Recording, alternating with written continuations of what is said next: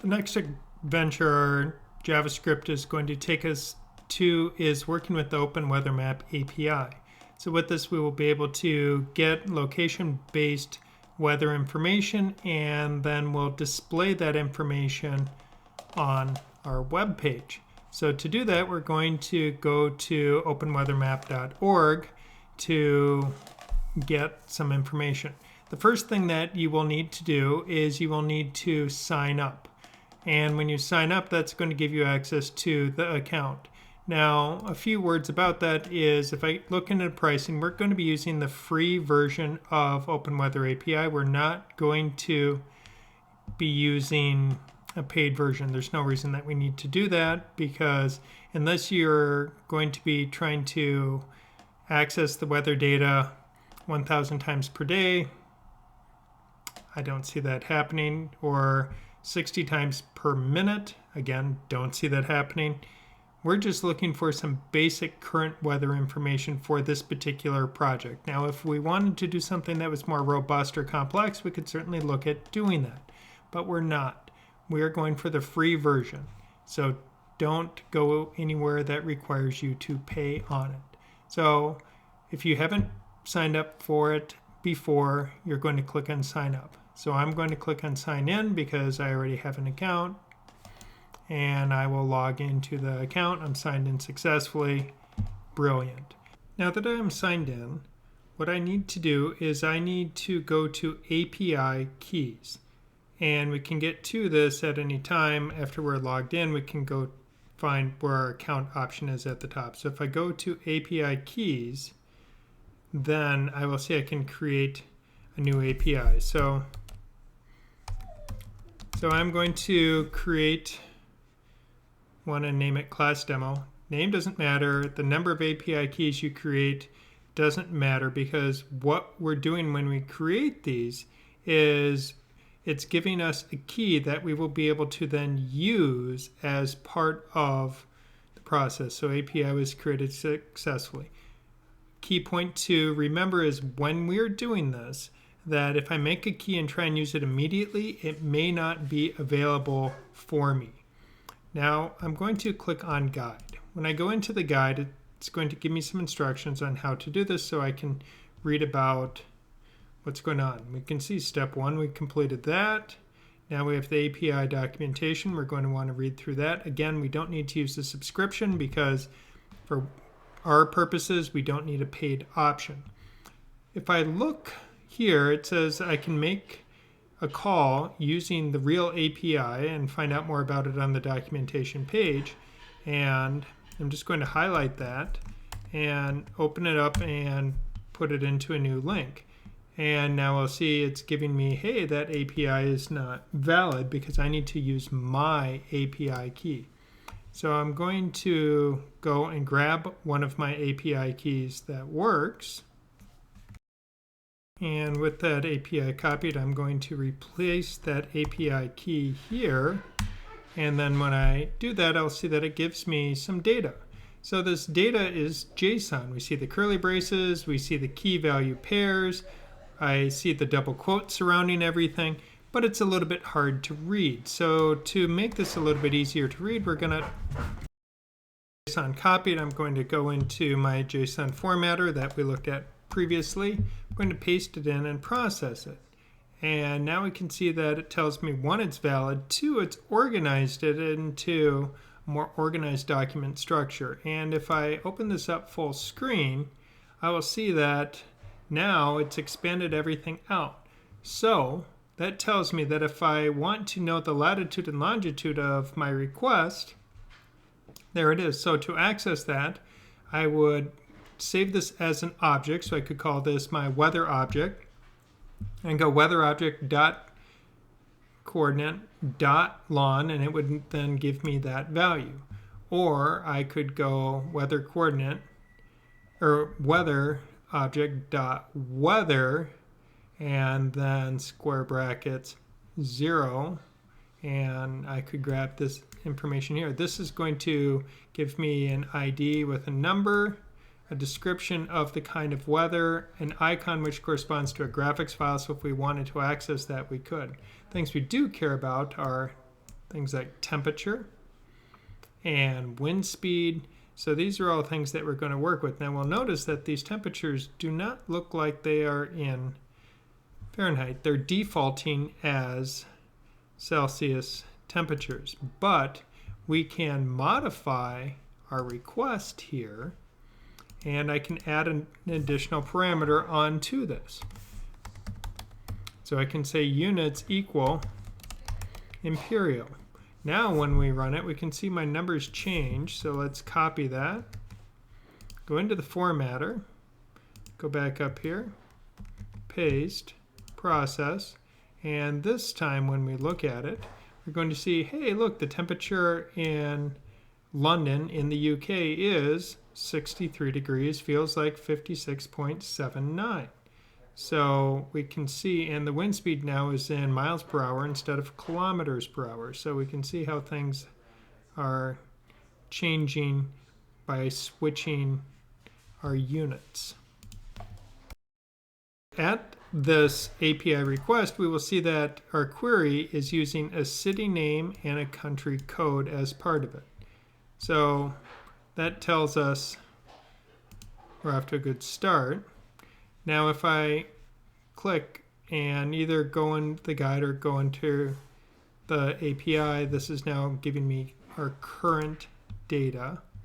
So I could go, hey, here's the API documentation. So click the API, go to API documentation. And again, you have to click your way through the website to try and find things to see what you are looking for. So we're going to be working with getting our current weather data for a location. We can do it by city name, a city ID. So there's a list of cities, then ID numbers that are associated with them. We can use their latitude and longitude, or we can use zip codes as part of this. So we have a lot of options. Zip codes also require us to tell it which country that we are putting it in. So you see it's giving us examples as I look through here of how I could go about making that API call. So we started out by city name, geographic coordinates, that would be latitude and longitude. I can do it by zip code, and you see how it's looking for a zip code and a country code. So if I know a zip code that I want to put into it, I can, let's just highlight this. And this is the fun part about working with Open Weather API, is I can very easily make those requests. I can go and find it. So I can paste that in. Now it's looking for a zip code. So if I put in the school zip code of 55445, put in a country code, and this would be US.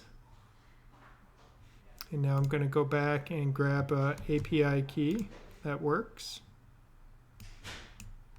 Paste that in, return, and I now have my weather information.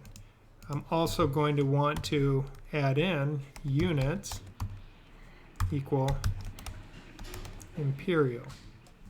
And now that changes the value a little bit, so let's copy that, go up here, paste in the JSON, let's take a look at it, full screen it, we can spread it out.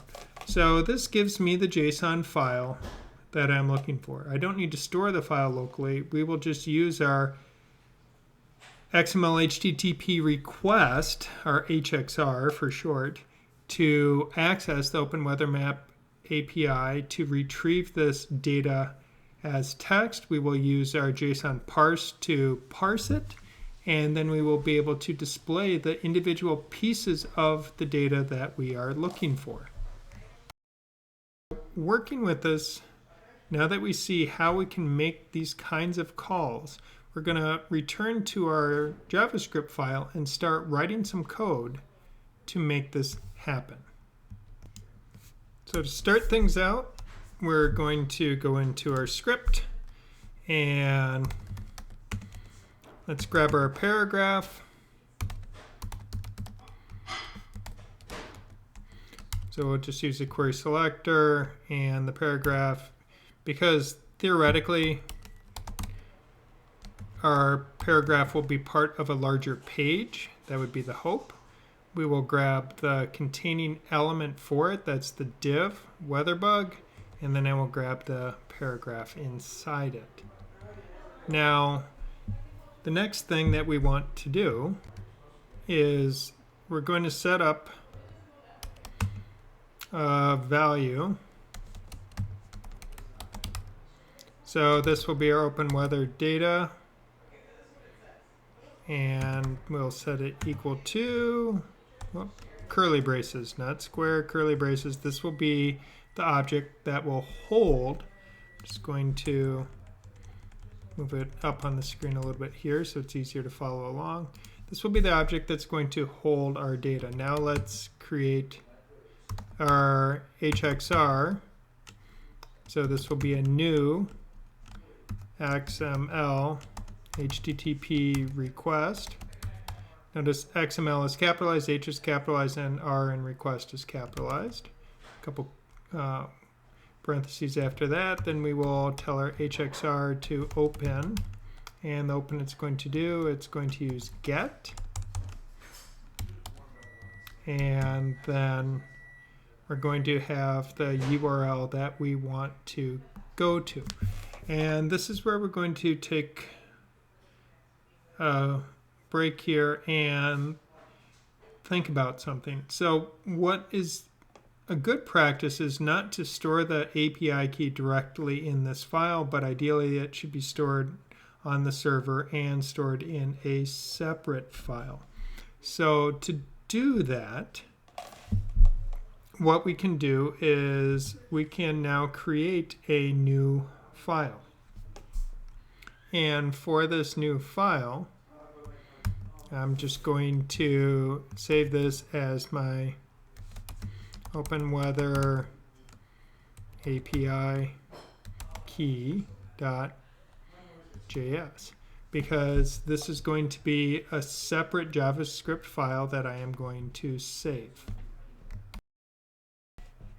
Now for this one, we can just use const because it's not going to change. And this is going to be my open weather key. And we will set it equal to, and this is where I need to go and grab one of my keys from open weather. So I'll go back over here, copy that key, and I'll paste that key in. So now I can save that. So open weather key is the name. So that is a script. What we want to do is before we use this script is add in a script with a source, and then this is going to be our open weather API key.js. So that loads that file. So this puts our key into memory because we're loading it from here. We're loading that. So we can break up our JavaScript into multiple files if we want. We don't have to leave it as a single file when we're working. Sometimes that allows us to organize things better. It's common to have keys in a separate file to have a utility file. So if you have common methods or functions that you use across multiple projects, instead of putting those in each project, you would keep them out as a separate set of methods and classes that you could then use as your own personal library. So in this case, we're just going to be loading that separately. Now that we've done that, we're going to go back here and look at, and we're going to first start out, and let's try and do one. We'll do it by zip code. Now if I go here, and I know that, no, that's the London one, don't want that. I want my US one for school. So I can now copy that. And then when I go back over here, this time what we want to do is we want to use tick marks for it, not quotation marks, because we're going to embed our variable in so we don't have the key directly in it. So I'll put my tick marks there. Again, the backticks under escape, not single quotes. Paste. But this time, instead of using our key like that. Whoop, I got rid of too much. We want the and units. We just want this value to go away. Now I use $ curly braces, and then it's my open weather, and let me just verify what I called it, open weather key. So open weather key. So that now gives me access to that key. So I'm using that same kind of API structure, and we're going to look at how can we get it from zip code. We'll use latitude and longitude. You can go read the documentation for city if you want. So we have a lot of options as we're working with this. Now, the next thing that I want to do is follow our same process as before. So response type. Now this is doing HXR or XML HTTP requests is a pretty straightforward process, very repetitive. So once we do it once, we can repeat it. So that means if you go grab the previous project that we used for doing parsing the XML data, instead of accessing a local file, the only thing different is we're just accessing the Open Weather Map API. We're not having to do anything fancy or anything else different with it. So I'm going to do it just like before. So HXR add event listener load, because we want to only use this after we have verified the data is loaded. And then we will call our anonymous function as part of it. And then I will go put a false at the end there. And now what we can do is, again, just like before. So if our HXR status returns a value of 200, meaning it was successful and we've received data, then we want it to do something else. We're going to set our paragraph's text content equal to error. And we could use string literal, or we can do it like this. HXR is using the plus as part of it. So with this one, just to find out if things are working, let's repeat the process, but this time instead of error, we'll say success. So it's going to change the content from success to error, and then if we want our HXR to do something, that means we have to say HXR send. So we have to activate it, because when we open, we're saying this is what it's going to do. It's going to get data from this URL, and then it will be data of a text format. We're going to have to parse that data and do stuff with it in a little bit. But let's just verify that we can load the data and we're not getting any errors. So I can save this, and then we will check out the page. So I'll see no weather data, and I have some error messages here. So it's telling me my weather key is invalid, unexpected token. So let's take a look at what happened there. When I look, I realize that what I forgot to do is, because it's a combination of numbers and letters, it's a string. And that string needs to be enclosed in quotes, whether single or double, or even backtick, doesn't really matter. It's a string, so it has to be in quotes. It's not just a number. It's a string. Strings are in quotes. So if I put it in quotes, now those are my normal, those are just the errors that my preview gives me for some reason. But we can see it's now telling me success. So that's good. We're off to a good start there. So with it working, we're going to go back and just change this to loading. So if there's any delay in getting that data, it's going to just show that. But what we want to do next is to parse that data. So we're going to say open weather data is going to be equal to JSON parse, and now the HXR response text. So we, again, remember we have response type. The response type is text. So then the text that comes back. So this is then a property of the HXR that is returned. And we parse that into JSON so it becomes an object, and then that means it's going to look like this. So if we looked at the JSON, it would be laid out just like that. So now that we have that, comes the time to start populating all of it. So it makes sense not to write all of the population of the text, because we're going to replace this paragraph with our location, our temperature, wind, and the current time, because it's nice to know what time is associated with that weather data. So to do that, I will then reference a function that we will make next.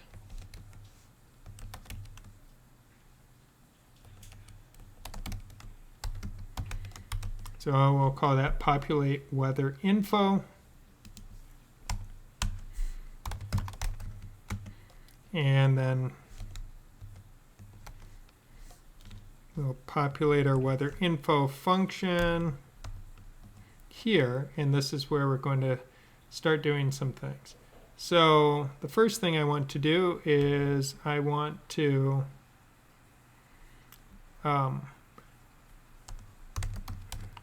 set up my location information.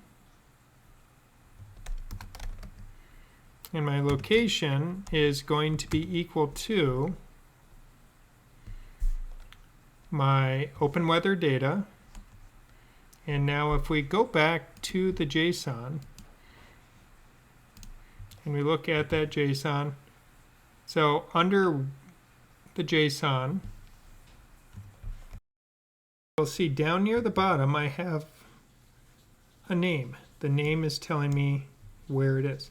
So if we follow the curly braces, we'll see coordinate, comma, weather, comma, base, comma, main, comma, visibility, comma, wind, comma, clouds, comma, DT, comma, system, comma, time zone, ID, name, and our code. So name is a value that we can work with. So knowing that, we can say, we will say name right here. So that now gives us the name of where we are.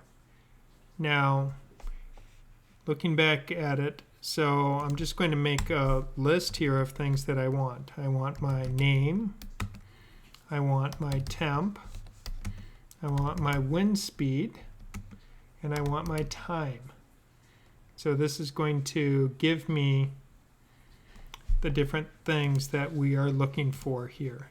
So if we go back into the JSON and find the temp, we will see we have under main, then we have temp is our next option. We'll also see that the temp is not a whole number. It's usually nice just to display our temperature values not as fractional amounts or decimal amounts, floating point numbers to be specific, but instead as a whole number or integers. So we can do that by using the math function to round our number down or up. So now with this, we can say temp is going to be equal to, and what we're getting is our open weather data, and it was main.temp.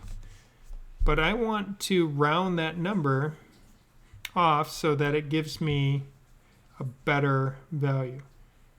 And we will take care of that in a moment, the same way that we're going to do it with wind. Whoop.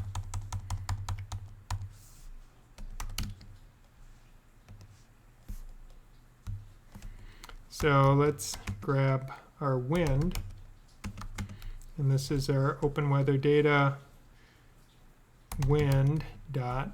And if I look over here under wind, we want the speed. And again, it's a floating point number, so we will be taking care of that shortly. Oh, not wind, it's wind speed. Now, before we start doing some of those other things, time is going to be a little bit more complex, so we will come back to time in a moment. It's a really good idea while you're doing this is to do bits and pieces, because if we do everything in one shot, it may work, but we will more than likely have an error in our code, and then we will have to figure out which part of it's broken. So these three are pretty straightforward, so we're going to run with these first. And what I'm going to do is I'm going to create a string, and the string is going to be a string literal, so I will use backticks. And now I'm going to show my location.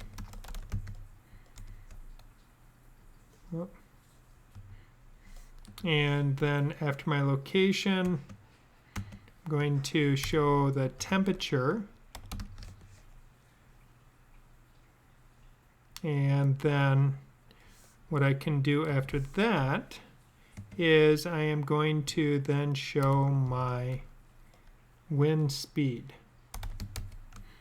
But what I want to do, is say wind, colon, and then say our wind speed like this. Now what we can do after this is say our paragraph, set its text content equal to this string. And I'm separating out these two actions of setting the text content and constructing the string, because the string, as we put in the time and everything, is going to get a little bit long, so it'll be nice to separate things out. And I also want to put some units on my string there. So let's save this. See what happens. So we can see Minneapolis, and okay, 58.05, and wind is 10.29 miles per hour. So first I want to round my numbers so that I have whole numbers. Then I think I'm going to separate it so that I can put the city on one line, and then I can put our temperature and wind on the second line, and then I will put the time on a third line. So we will separate all of those out. To perform that separation, what we can do is I can put in square bracket, so I can put in a line break. Now the temperature symbol, so it gives us a temp symbol, the character representation for that is ampersand pound 0176 semicolon. That now gives me that item. So now if I save it, let's see what it looks like. We can say, oh wait, it shows all of those in there, because text content ignores HTML. So in this case, because we know the data is secure because we've requested it, it's not using a form to fill it, we can use inner HTML, and this is an occasion where it is secure. And now we can see we have that where we have the city, degrees, wind. I think I'm going to put the temp on the line with the city, and then we'll have the wind on the next line. And we do need to take care of those floating point numbers as well. So let's just put a few spaces here instead, and then wrong option there. Then we will put the break on this next line. So now if we look at it, that looks better, but we want to round down or round those numbers, not down, not up. So to round the numbers, what we're going to do is use our math operation. I know math is a scary word, but say math.round. and then we put what we're trying to round inside those quotes. Now, faster way would be highlight, hit the, or I mean not quotes, parentheses, and then math.round. So now when I do that, we will see we have whole numbers. We have city, I have temperature, wind, with the wind speed, and the final thing that we want to integrate into this is going to be the time. And the time is going to be a little bit trickier to work with. A couple things to notice as we work with the time. So when we are getting time, if we look at sunrise and sunset, that's giving us a value in seconds, not in hours and minutes, it's seconds. And it's giving us a value in seconds since 1970. It's the way computers count. Computers, if we use the data object and say what is the current time, it tells us how many milliseconds since 1970. So for most people, it's not a really useful number to work with. But if we create a date object and work with it, then we can. So we will see right here, dt is, this is our time. That is our current time. And if I look at this current time, I'm also going to notice that this current time exists in between sunrise and sunset. That's the sunrise and sunset for the current day. So we're going to be accessing the dt element of the JSON to get our time. But if we do that, it's not going to look really good, because if I say let, or we can use const because it's not changing, so time is going to be a new date object. And now when we create a new date object, it will give us the millisecond, the current time, if we just say new date. But if we plug in a time, it will give us the time at that, it'll create a data object for that particular moment in time. So now I say open weather.dt because that was the time, but the JavaScript data object is in milliseconds, not in seconds, so we have to multiply this by 1,000 to convert from seconds to milliseconds. So that now gives us our current time. And now that we have that, we can say constant, our hours is going to be equal to time dot, and now remembering we looked at the date object prior, and we can see now how it's giving us options. So we can say get hours, that works, and now we can say, so our minutes is going to be equal to time dot get, and now we see we have an option on here for minutes. So that gives us our minutes. So what I can do is put in another break object, and this time I can say $ curly brace hours colon $ curly brace mins. So that now gives us our minutes. So now let's see what this looks like. We go back to our page, and we can see it gives us time of 15:43, which is when the time was taken. So another thing about Open Weather Map, it does not give you the to the second current weather information. It is measuring the weather information every couple minutes. Can be a few, could be a lot, depending on what weather station is being pulled to retrieve that data. So on the free plan, you're not getting to the second updated information. You're getting what is the last data that it received, which is why in this case, if you look, it's 3:43 and my computer clock says it's 3:51. So that's why there is a time discrepancy going on there. So if we use military time, all is right. If we're going to want to use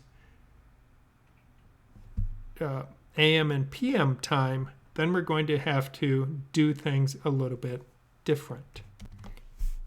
So to handle the time, what we're going to do is address a number of the situations that we will run into on it.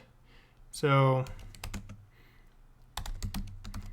our time string is going to be an empty string to begin with. Now, we need to figure out if our hours are less than 12 or greater than 12 or equal to 12. Because if our hours are equal to 12, then we know that we're at 12 p.m. If the hours are less than 12, then we're going to display that hour. If our hours are equal to 0, then we need to show 12, because then it's going to be like 12:15 a.m. or 12:01 a.m. So we have to account for all of these different options that are part of it. So the first thing we're going to do is say if our hours are equal to 12. So if the hours are equal to 12, then we know that our time string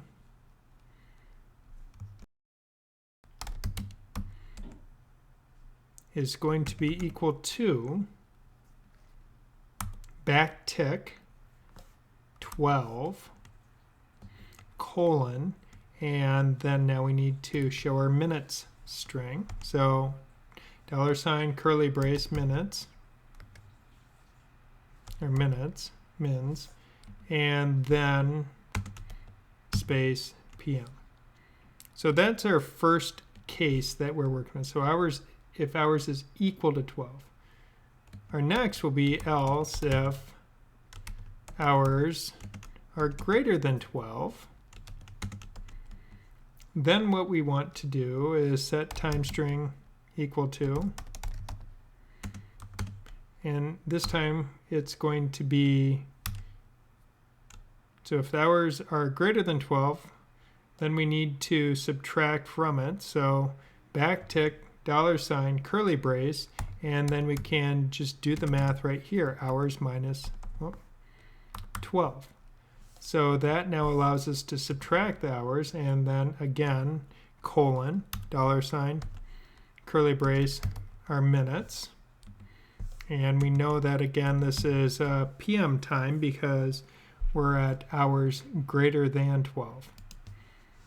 So now the next possibility will be if our hours are going to be equal to 0, meaning our hours are 0, so now we're at that 12:00 something a.m., 12:01 a.m. to 12:59 a.m. So now our time string is going to be equal to backtick 12 colon, and this time I want to display my minutes, but instead of PM, we're now looking at if 12 is the hour, the minutes, and AM, and of course closing backtick. And then our final situation that we can run into, so we use else, not else if, this will be our time string, and it's going to be set equal to backtick, and this time it will be the hours, and now these are hours less than 12, and then a colon, and then we display the minutes here, so mins is part of it, and again this is going to be an AM time period. So this now gives us our options. We do have one other thing that we need to take into account when we do this, and that is the situation where the minutes are less than 10, because if it returns the minute and our minute is say 5, we could see 12:05 p.m. and that would just look odd. So what I can do is do an if statement and say if my mins is less than 10, then what we need to do is say our mins is going to be equal to, and we will do a template string or string literal. So backtick, $, curly brace, the number 0 to get that 0 in front of it. Oh, wait, sorry. I want the 0 out in front of the $. So 0, $, curly brace, mins. So now this will take any minute value that's less than 10, and it will put a 0 in front of it. So 01, 02, 03, etc. And then finally, when I'm showing my time down here in my string, I can just say time string. So now if we save that, we'll see that must have got a typo going on there somewhere, so we'll have to go hunt that down. Typo is telling me assignment to a constant variable. So previously when we did this, if we were just leaving the minutes alone, and here because I'm updating its value, that tells me I need to change my const to a let, because constant means once I get it, I'm not going to change it anymore. In this case, because I'm taking minutes and possibly changing that value.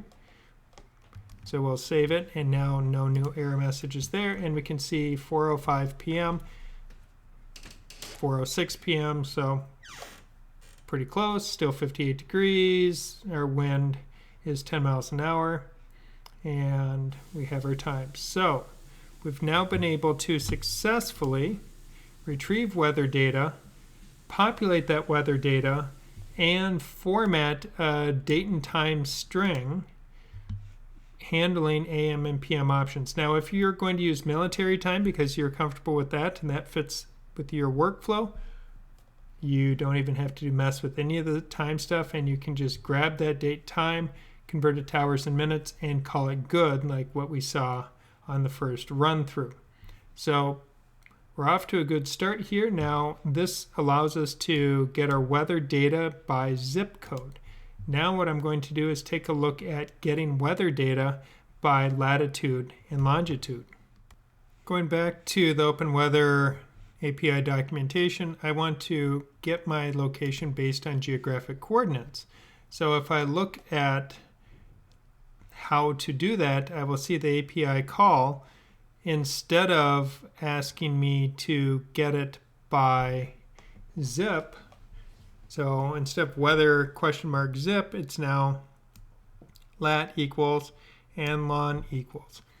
So we need to grab that, because that is what we are going to work with now in our project. So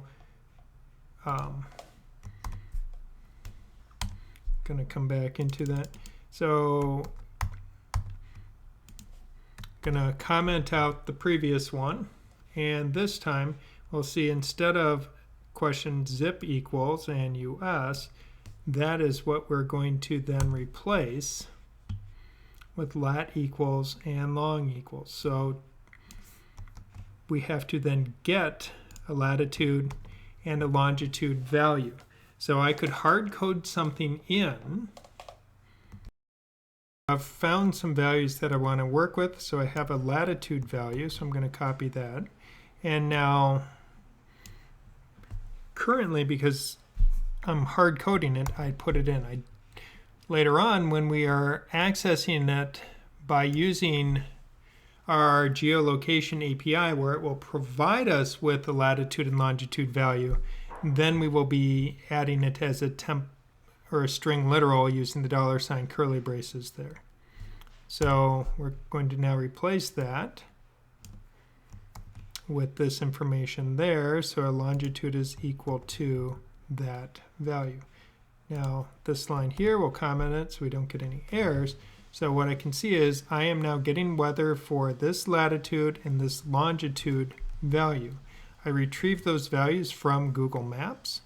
So I went and found a location and grabbed that value information, and I can see it's pinging now by the college at Osseo Wind is the same, temp is the same, time of course has advanced.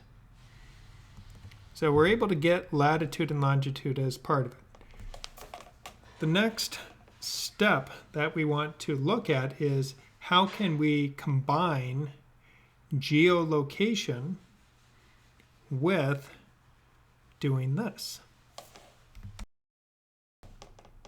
To accomplish this feat, what we are going to do is merge what we did previously in our geolocation with what we're currently working on with our weather bug, and put those two together so that by getting their current location, it will then populate this latitude and longitude with that current data. Looking at my geolocation item, so what I'm going to do is go and grab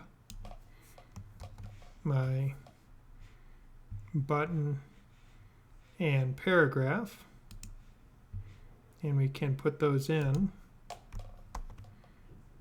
our document. If we save it and take a look, we'll see there it is. So it's putting those into our document. And if I combine in,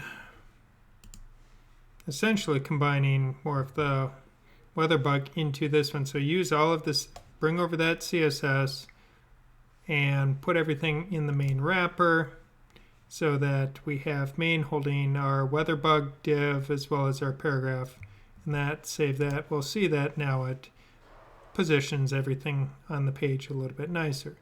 Now if I click show my location, nothing is happening yet because we have not coded it to do so. So what we can do to handle that is to go into our script, and I'm going to copy that prior text, and this I'm going to do it first because this is something that we will generally want to grab first. So I'm going to put in a comment line, and this will be a weather bug, and put in a comment line here, and this will be our geolocation. Now I will paste that in. So now I have my geolocation first, and I'm going to run Beautify just to clean things up a little bit. So now that allows me to get my current location. But what I don't want to do is I don't want to call HXR send yet or any of this other stuff until I have my location. Once I have that location, then I want to go and grab that information to set the weather based on that latitude and longitude. But first, let's make sure, okay, no new error messages. Click show my location. Wait for it, boom, comes up. All right, so now we can see that we're getting the information we need there. So with the latitude and longitude working, what we want to do is then set our location with that information, and then, and only then, call the weather and update the weather information. So to accomplish that, that will be in our success function, and what I'm going to do is just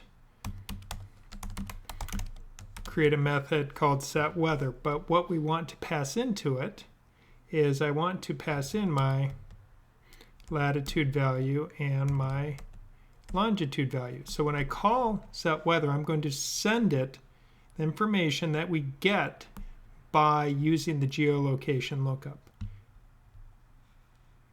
So now what we want to do is to then perform our setWeather function. And to do that, we'll go into WeatherBug and say setWeather.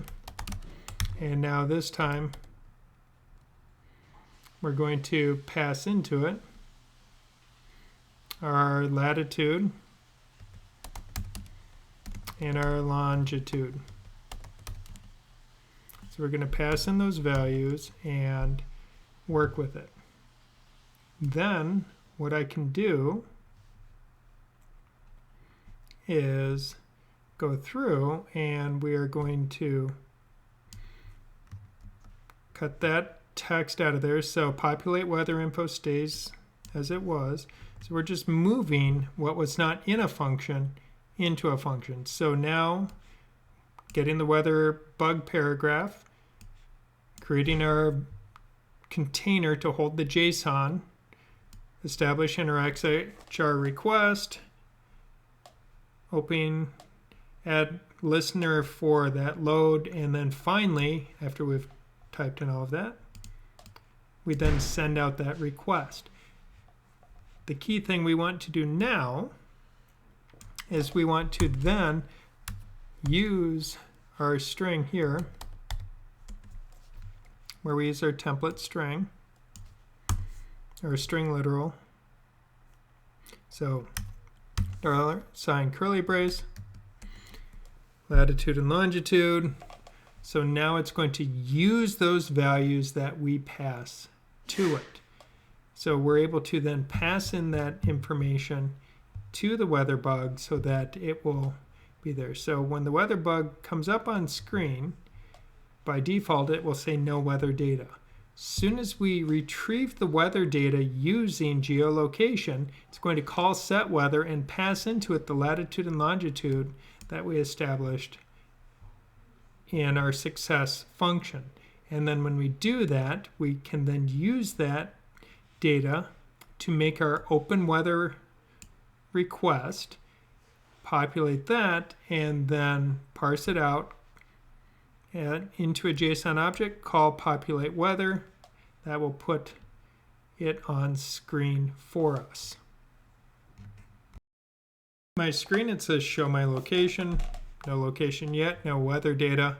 Let's click on that, locating, grabbing my geodata, and now we can see the weather bug is loading, and we have a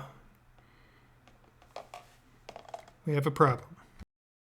So looking at the error, I can see it's telling me the line number. So line 98, it's unable to figure out what's going on, and line 87. So let's start going through.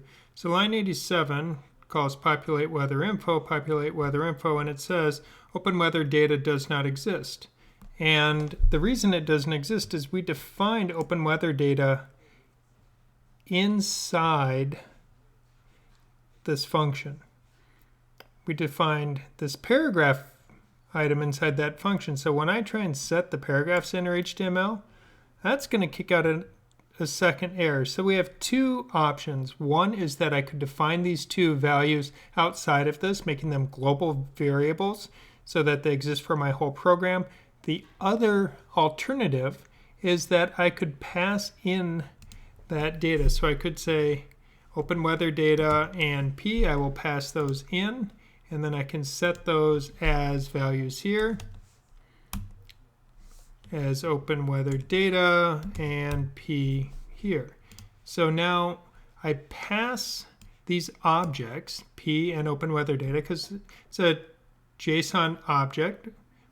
So it's JSON data converted to a JavaScript object, and this paragraph, which is the object reference to that item in my HTML markup. So if I pass those in, this function is then looking for it. It can then work with them. And I save. Okay, that's good. Now let's check my location and wait for it and see, do we get anything? Hey, perfect. So I have a location. I'm getting some information, and it's populating my program. So with that, we've been able to use geolocation to populate weather requests to use the Open Weather Map API so we can get weather information from it. Now, what I would encourage you to do as you look at it is notice that we have other things that are being returned. And when we do that, some of the things being returned, it's returning additional weather information. Is it cloudy? Is it sunny? You could put that into your weather bug as well. It also is returning the information for a visual weather icon or graphic that, sunny or cloudy or rainy. So it has graphics. So if you read through the documentation, you're going to find that there are more items than what we're just touching the surface on that are going to give you some pretty fun ways that you can include and display the weather on your page. Go down through the weather API. We can see here's the JSON and showing us what that JSON would look like, and this icon that's going to correspond to graphic. But also notice we have a description. So you could put that description in your weather bug to further enhance the whole of it. But now if I go further down, I run into a list of weather condition codes, and when I click on that, I will see that we have these codes that it's going to give us along with an icon. So the code, an icon, it's giving us an icon that we could then download and display next to our graphic as an image. So if we use create element, so in JavaScript, we create an element and we make it an image. We set the attribute of source equal to, and we see it would be open weather map, image, WN, and then we can see how you would reference. Like in this case, it's 10D at 2x. So we can see how we have 10D. That will be the rainy, and we have the day and night, D for D at day and for night. So if I click on it, you can see how that now gives me what that icon is. Now if I change the D to an N, we'll see how it now gives me that night one. So knowing this, we could use the icon information that's returned to then add and display the little icon right on the corner of your weather bug. So I would challenge you to see if you can add some additional components beyond what has been demonstrated in this example to make your project more interesting and more engaging, and then ultimately integrate it onto a finished page. So use this as the starting point of something that you could just bury into the header or footer of your main site. Now you may not want to set it up that people click on show my location. You may want to just get the current location automatically, or you may want to have a fixed location of, say, where you are in the world within general, and then put that information on. So have fun. See what else you can do. Good luck, and make something amazing.